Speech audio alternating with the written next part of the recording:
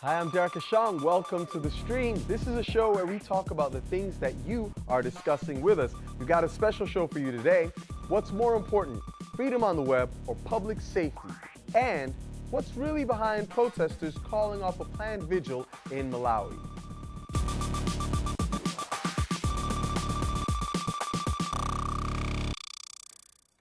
As always, our digital producer, Ahmed Shihab Eldin, is here looking out for your live feedback. We've got a little bit of an interesting situation because 60 seconds before we went live today, our internet went down. So, Ahmed, we're going to do the best we can and see what happens. Also joining us on the couch today is Azita Ardakani. She is another wonderful netizen we know, and she's the founder of Love Social. Azita, tell us what Love Social is all about. Love Social was founded under the premise that social media can be something that connect people with causes or campaigns that matter. So we work a lot with cause-based campaigns as well as corporate initiatives through social media. Okay, that's amazing. And I know that you guys launched a project actually last week. Yeah. A really interesting and compelling video that talks about the evolution of social media. And I want us to talk about that. We're going to be covering it in the post show. So it's great to have you here today. Thanks so much for having me. Absolutely. Now, of course, this is your show, and we always want to know more about the stories that you are following. So please tweet them to us using the hashtag AJStream, and we'll share them with the stream community. Here are some of the hashtags that we're already following.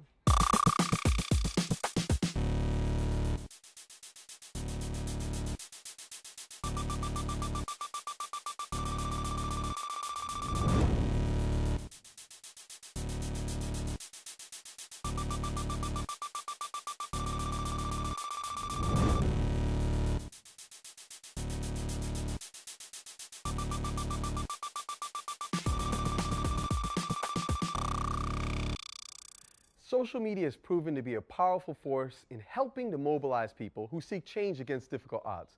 As we've seen in the Arab world, it's enabled people to organize despite government attempts to control information. But when does freedom on the web interfere with public safety and order? Following the London riots, many argued that social media and instant message services like BlackBerry's BBM actually helped criminals organize their looting and put citizens at risk. We've also been covering another story that I want to take a video of just now so you can see some of what's been happening on the ground. This is in San Francisco, where we've reported about how their public transport system, known as BART, shut down cell service on their transit lines in order to disrupt communications between protesters. Now, BART officials claim they did this to protect the safety of passengers and prevent rail disruption. But these two events, the London riots and the BART cell disruption, prompted an online debate about the nature of freedom and whether or not governments ever have a right to shut down communications, even temporarily. So we're asking, why is net freedom considered something to be desired for some countries and a threat to safety in others? Joining us now from California is John Perry Barlow. He's a former Wyoming rancher, and he's a lyricist for the rock band The Grateful Dead. He's the co-founder of the Electronic Frontier Foundation, which focuses on freedom of speech and privacy online. He was also the first to use the term cyberspace. Let's see if we can get John on air. Can you hear us? Okay, so we've lost our Skype for just a second, but we're going to come back to him momentarily. Before we get deeper into that, a lot of people have been discussing this issue, and Azita, I'd love to get some of your thoughts on it. Basically, they're saying, well, everyone was upset when Mubarak shut down the internet, but now authorities in England, authorities in the United States are planning to do similar things. Is there a difference? Absolutely. I mean, I think that the major difference is that in those situations, it's a violent thing that was brewing, where in these situations, it's just about kind of opinion. Minus UK, where it did become a violent situation. But I don't know in those cases if you can use the word protesters to describe the same behavior, or if they were just looters all along. Well, this is the interesting thing about the UK, because that also came, you saw the looting and the violence come in the wake of what was a protest that was about a young man being murdered by the police, or the people say he was murdered. The police say that they were just doing their job, and it tended to escalate and escalate and escalate. And so the question is, where do you draw the line between what is political discourse and what is just random acts of violence? Now, I think we've got our two guests joining us back. Let's first see if we can get a hold of John. Can you hear us? Yeah. All right, wonderful. You're looking good. We're going to get one more person in with us as well. I think we've got also joining us Mike Butcher. He's the editor of TechCrunch Europe and digital advisor to the Mayor of London. Welcome, both of you, to the stream. I actually want to start with you, John. We've heard these reports I just mentioned to Azita and Ahmed that there are efforts to shut down the internet in the BART system. I know that you're very familiar with the Bay Area, and you actually started utilizing, I believe you started this hashtag MuBarTac. Talk to us about the connection you made between what the BART is doing in San Francisco and what Mubarak did in Egypt. Well, you know, on the one hand, they're not particularly comparable because we're talking about a very specific and isolated protest in one sense, and we're talking about a revolution of an entire society in the other. However, they're related in this regard. Anytime you have authority trying to control protest by shutting down channels of communication, you've set a precedent that could become generalized and would be very dangerous. I think the best way to deal with revolution is to give everybody a chance to speak with one another. And also the best way to manage protest, I think, is to have channels of communication that are open. Well, this is an interesting point, and I actually want to take this to you, Mike, because you did stir a bit of controversy with some comments you made on Twitter in the wake of the London riots, and I'm curious to get your thoughts. I mean, is there ever an instance where the government's interest in controlling public order exceeds the interest of the public in having access to free communication? Well, let me just firstly correct you. I was actually, you're actually misquoting me. I did actually say on Twitter that I was extremely concerned about the role of BlackBerry during the London riots. This was not actually after the fact. This was during the riots and when very large parts of London were actually burning down. But let me clarify my position. The point is that it's come to light that that being able to use social media and be able to actually find out what was going on with the riots, certainly on the BlackBerry messaging service, was of great service to the authorities, and also to people trying to, and also via Facebook and Twitter, people trying to avoid the trouble areas was on using these social media was extremely important, so obviously. There's no reason to sort of shut anything this down, but there's also a contextual point here, which is that there's the riots and looting in Britain was not a political protest. It was out and out wanton criminality. That's not to justify any of the any kind of sort of state snooping, of course.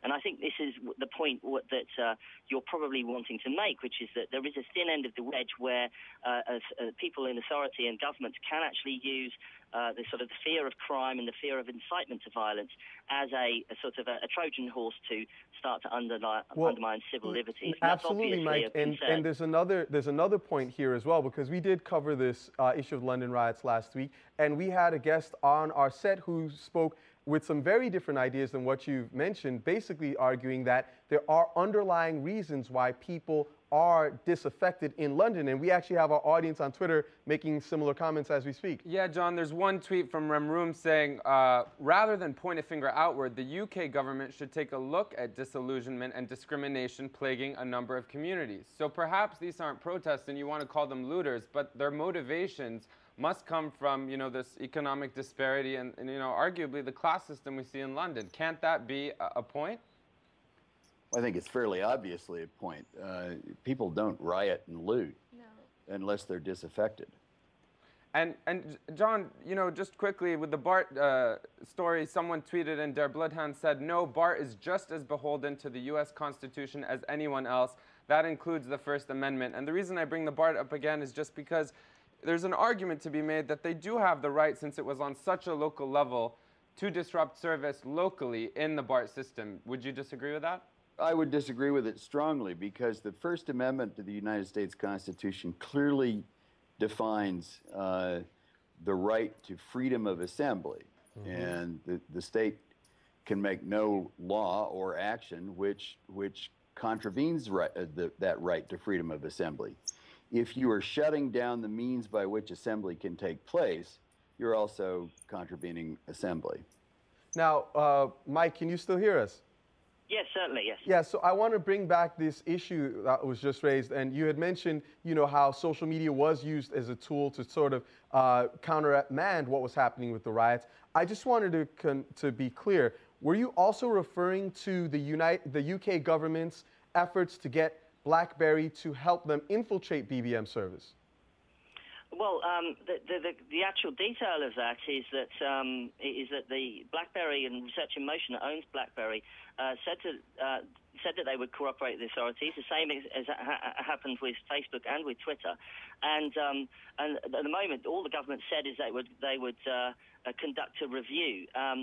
Subsequently to that, very interesting, the Metropolitan Police have come out and said that the ability to look at the BlackBerry BBM messages, and this is we're not talking about a technical thing here. We're talking about confiscating the phones of rioters and actually just looking at some of the incoming messages during the riots, and the ability of the police to be able to just see what was going on, help them by all means. And in fact, they've actually said that they don't actually need any technical means themselves to monitor in any kind of real-time sense the social media. And so it's rather interesting that there's a sort of a gap widening up between the police and the politicians on this subject. I want to bring this back to you, John, before we come back to our audience, and Azita, I want to get some of your thoughts as well. But John, are we reaching a point now wherein authorities do reach out to companies like Facebook, like Twitter, like Research in Motion that creates the BlackBerry, that we need to be concerned not only about issues of state sponsorship or state censorship, pardon me, but also of corporate censorship? Well, I think corporations, especially BlackBerry, imply a certain degree of protection of identity to their users. And BlackBerry, I mean, one of the reasons that people use BlackBerry is because it's thought that BBMs are highly secure and encrypted. And if that assurance is no longer valid, then I think what you've done is pass through a membrane that will be very hard to pass back through. Mm-hmm. If you start monitoring encrypted individual messages without a warrant, where does that end? Azita, where does it end? Is there anywhere where people can safely communicate privately? I think one of the issues with this is that it's such a slippery slope. You know, on one hand, there are some security issues that we should be monitoring, and perhaps certain people that aren't great, that don't have good intentions. On the other hand, when you start leading down that road, and who's leading down that road, taking away the voice from a community, from your community, will, I think, do more harm than good in the long term. But I don't think that people, because this is all fairly new, the ability to, should we always kind of jump the gun at being very vocal about just about everything? Not sure if we should go that direction either. Yeah, I want to get one more thing into Mike. Quickly, Mike, you did make some comments earlier about the difference between what's happening in Egypt and what's happening to London. Who is to determine when actions are of a political nature and when they're simply maybe just anarchic?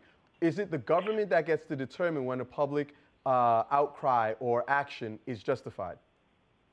Well, I think this is a very good point. There's a real problem here. Is you're trying to effectively, in a kind of minority report manner, trying to determine a sort of pre-crime, trying to work out if somebody is about to commit a crime or is saying something political or whatever. And really, we are really crawling on the bottom of the ocean here right now. There's absolutely very, very hard to work out if somebody is actually, say, for instance, warning about a crime or talking about something political, as opposed to inciting somebody to commit violence or inciting something else that might be damaging to society. So that's the issue, And I think we're really a very, very early days, but it's going to be very, very hard to even determine this.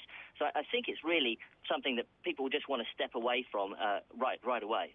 John, your thoughts? If I could jump in, I think one of the real issues with cyberspace, and this has been true from the very beginning, is that there is a willingness of authority to conflate the image or the expression with the actual deed.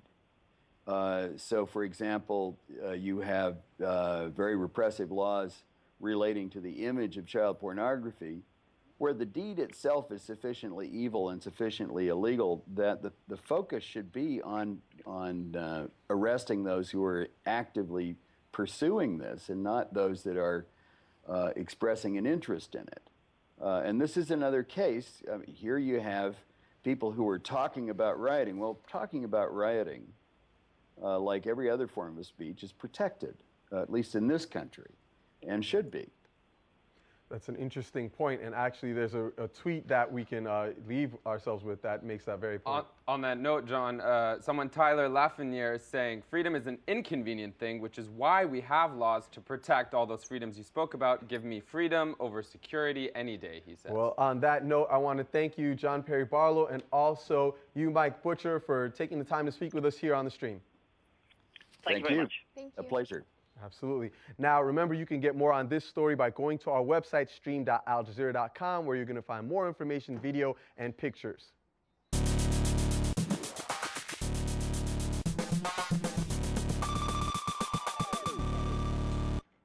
Now, staying on that topic, as social media grows, attempts to censor these communications are becoming more and more controversial. Filtering or outright censorship of the net affects more than 25% of the world's population. Now, on Twitter, Nawara82 sent us this graphic right here showing some 1.72 billion people are censored online. 12 countries have adopted net censorship standards that are labeled pervasive by the Open Net Initiative and Reporters Without Borders. Some of those countries, Cuba, Syria, Iran, and Burma. Now, China's censors impact the greatest number of citizens by percentage, as they have more than 360 million users. Iran comes in second. But this led us to wonder about the ways many of you are working to get around the censors and circumvent them. Well, researchers from the University of Waterloo and the University of Michigan have developed an anti-censorship system where internet service providers would offer workarounds for state censorship. It's called Telex, and they claim it has the potential to shift the balance of power between users and their governments. But in order to get Telex up and running, it would likely need the buy-in of net-friendly governments. So we spoke to project leader Ian Goldberg and asked whether governments would sign up. Here's a quick clip. As to what the motivations would be for countries to implement this, well, there's the high-minded version, which is they want to see internet freedom spread around the world. There could be more direct incentives for individual internet providers in countries like the US, for example. We do see that the State Department does fund research and deployments of anti-censorship technologies, and so this could be something in that vein, for example. Now, Ian had a lot more to say about the Telex project, and we'll be tweeting out the full interview with him, but you can also find it on our website, stream.aljazeera.com. But also today, we have something new. The wall behind me features your Twitter conversations, but we're testing another way to visualize that discussion. So basically, we're taking all the words from your tweets, we're analyzing them in real time, and creating a 3D display. The most mentioned words will appear larger and closer, so here's your live stream word cloud.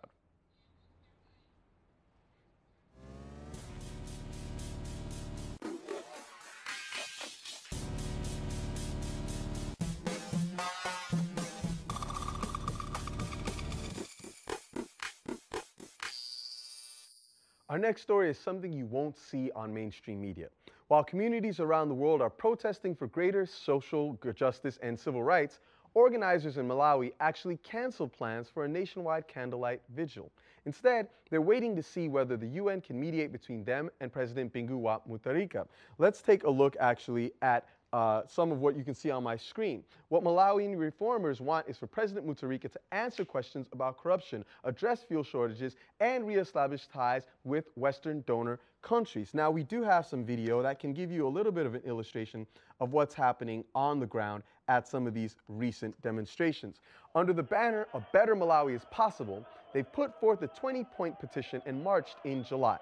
19 people were killed in those demonstrations by security forces. The president says the protesters are backed by Western interests and argues that his development programs have led the country to greater agricultural independence. President Mutharika has consistently urged marchers to stay home and recently even called on street vendors to stop demonstrators from disrupting business by dealing with them, quote, to the maximum. So, did protesters succumb to pressure, or does the UN-mediated dialogue have a chance of success? With us now from Blantyre, the commercial capital of Malawi, is Rafik Hajat. He's one of the protest organizers and the executive director for the Institute for Policy Interaction. Rafik, welcome to the stream. If you could help us to understand this basic question, have the protesters capitulated, or do you believe that the UN process will be helpful? One thing we've always stressed is that we abide by the rule of law and the Constitution of Malawi. And in terms of, in that context, we have not capitulated by any means. All we've done is we've postponed our anticipated vigil to give a chance to the UN delegation to mediate and perhaps create some sort of forum whereby we can address each other and talk to each other rather than talk at each other. And in so doing, perhaps prevent a bloodbath. 19 people died, as you rightfully said, on the 20th of July, and we do not wish to shed one more drop of innocent blood, if at all it can be avoided, and our objectives can be attained in the vision for a better Malawi for all. Rafiq, do you believe that the UN is going to, given that the government has proven that they're willing to use violence against protesters, do you believe that the UN can have a substantive role in moving the government from their position? Let me put it to you this way: even if they've got a 10% chance of creating a space for dialogue, and some, even if they can shame the government into realizing that their behavior is not conducive for a multi-party democratic environment such as the one we have in Malawi, then it's worth it, because any bit of flexibility that can be achieved will be flexibility that will be useful in ensuring that the government does conform and comply to the aspirations and needs of the people. Let me put it in context. It has been 47 years since we attained independence. In that 47 years, we've had billions of dollars of aid pouring into Malawi in various forms. And after all that, 80% of our people live below $1 a day. 67% are illiterate. Only 6% have access to electricity. So really, in terms of human development, I think our record has been appalling, and it has. Well, it you know, is a Rafiq, disgrace. that last question, actually, I want to take that to Ahmed, because we've got an interesting question to that very point from our audience. It's quite direct. You know, we know Malawi relies on 40% of its budget comes from foreign aid. So the question is from Emily Kwanbeck saying, is foreign aid hurting or helping in Malawi, politically and socially? Okay, let me put it to you this way. Without foreign aid, as it is the case right now, we're probably going to hit the wall as at the end of September. Our main revenue inflow comes from tobacco, and at the moment, tobacco sales are down by 70% on last year. As a result, there are no medicines in hospitals. The women are now required to pay for drips. There's no fuel for ambulances. Villages that are far from hospitals, people die en route. And generally, life is getting harder and harder. We've got punitive taxes, and at the same time, you know, we're paying taxes on bread and milk, which hurt the poor. Meanwhile, government doesn't curb its own expenditure. We're living in a despotic kleptocracy. And in that context, or in that scenario, I think the fight for social justice takes paramount priority. So yes, if we had the donor funding, it would make life a little bit more bearable, and we could perhaps work towards stabilizing the situation. As it stands right now, we're in a state of crises, except that the government refuses to accept that. I'm going to ask you to pause there. We're going to take this conversation into our post-show, because we want to know a little bit more, given the nature of the global economic crisis. Maybe are you asking too much of your government? We want you to hold that thought. We're going to come back to you in a moment. Azita, thanks so much for being with us. We're going to talk about the project you guys are doing at Love Social just now after we complete this conversation. Join us for both. On Thursday's show, we're going to look at the debate over Tibet sovereignty. If you've got any comments or information on that, tweet it to us using the hashtag AJStream. For now, we're continuing this conversation at stream.aljazeera.com. Join us there.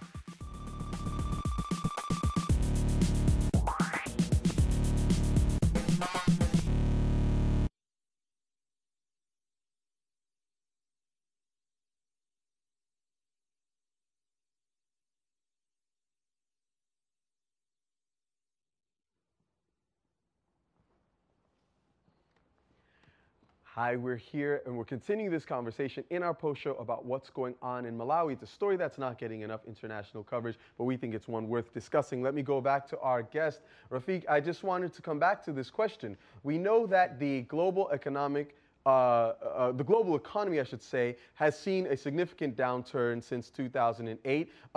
Here in the United States, where we're actually broadcasting from, we saw the U.S. have its credit rating dropped just a week ago. A lot of countries are struggling. We've seen difficulties in a number of European countries, and there's an ongoing debt crisis there. Is it possible that the economic constraints, the economic problems facing Malawi are not the actual fault of the current administration? Let me put it to you this way. If we had to invest all the support we'd received in past years in productive capacity rather than in consumption, then perhaps we wouldn't be in such a serious state at the moment. Yes, the global economy is undergoing contraction, and it does hurt us in terms of, as if 40% of our budget comes from donor support, then obviously shrinkage of aid would then impact upon our budget. But funny enough, the reverse is the truth, because in fact I think Malawi has actually had its aid package increased to one of the highest in offered by the British, and unfortunately that was before our president decided that the British envoy should be sent packing because he sent a memo to his home office declaring that our regime was authoritarian. Now, let me ask you a question because, given on the flip side of the question I just asked, I'm looking here on my screen at economywatch.com, and they're saying that the fastest growing economy in the world thus far in 2011 is Ghana. Now, we've seen a number of other African countries actually ranking highly there. What do you think is the fundamental problem that's holding back Malawi's economy? The fundamental problem is one of underutilized potential, and basically we're a net consumer. We are an importer. We import everything, and we have failed to develop adequate production capacity. So we'll export cotton. We won't export shirts. We'll export tobacco, but not cigarettes. And the list goes on and on. Now, recently, we found uranium in the northern part of Malawi. And if you look at what Malawi is actually getting from that natural resource as a percentage of turnover, it's pitiful. Basically, we'll get about 10% if we're lucky. We're sitting on the third largest freshwater lake in Africa. And when you consider that 1.6 billion people all over the world do not have access to clean potable water, one wonders why we haven't tapped that valuable resource. It's more precious than oil. Ask anybody in the Gulf.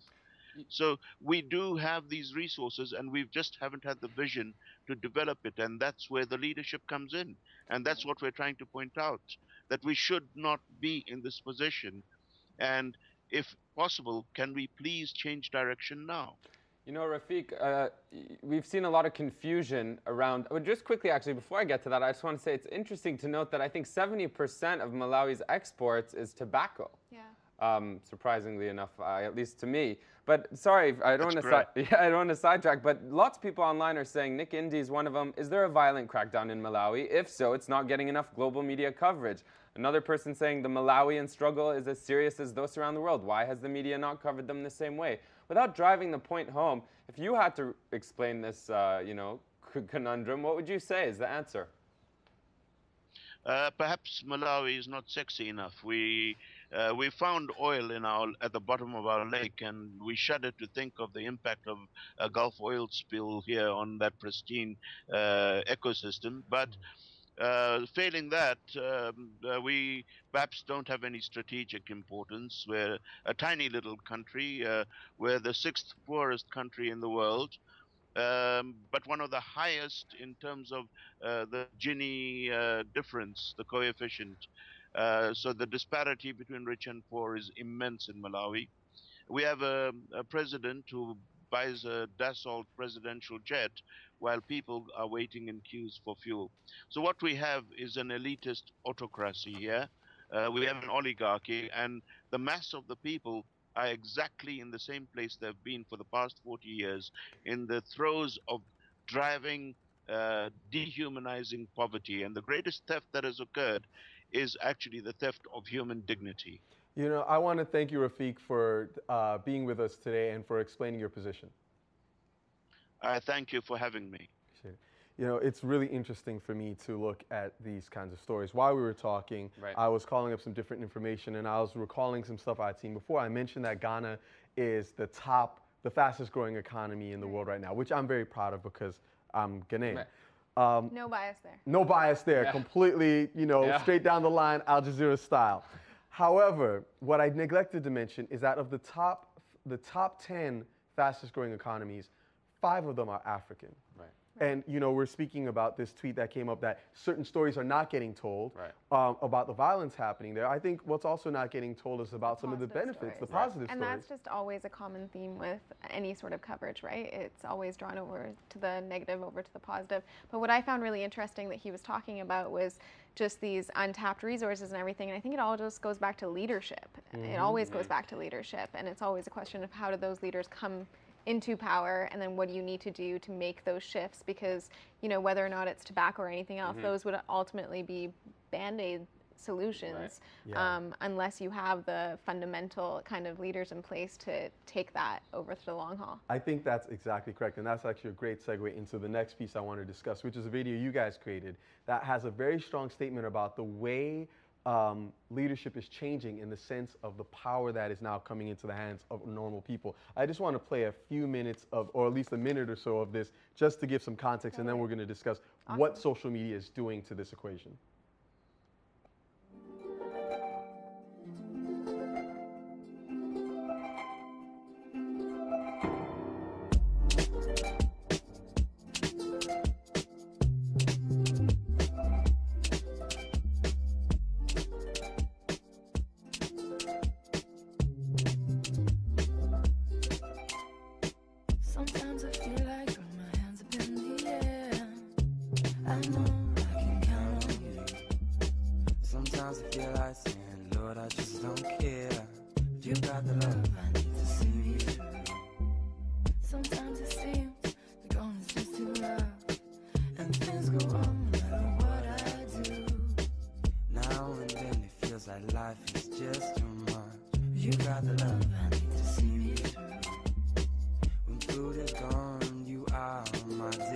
So now this is the point that I want to get to.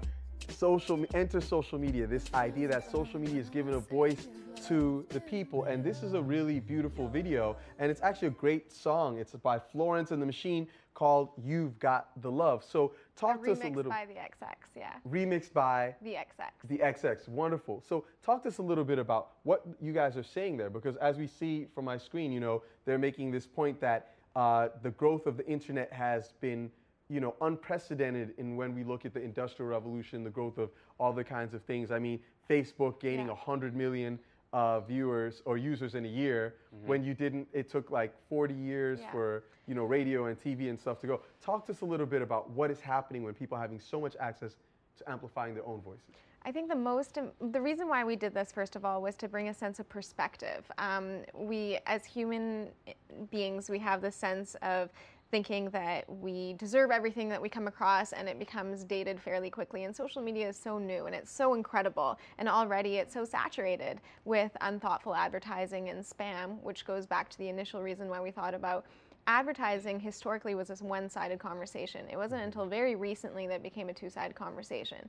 This is something that consumers and communities and individuals have this immense power. So beyond, this video was really just meant to prompt people in their daily social media lives to go beyond tweeting about their lunch and all that fun stuff that we always do, but realizing just how much individual power you have and what you can do with that. Well, one of the things that struck me, and part of the reason I wanted to bring it up today, is because, you know, you guys give the example of how advertising is used to talk to people and to disseminate information, but something I think people forget a lot of times is that power of advertising is not just applied to get you to think about a given product, it's also used by governments as well. And so when you look at all these regimes around the world that use state television to disseminate ideas, all of a sudden the internet, it's advertising, exactly. All of a sudden the internet has provided an avenue for people to express their own thoughts.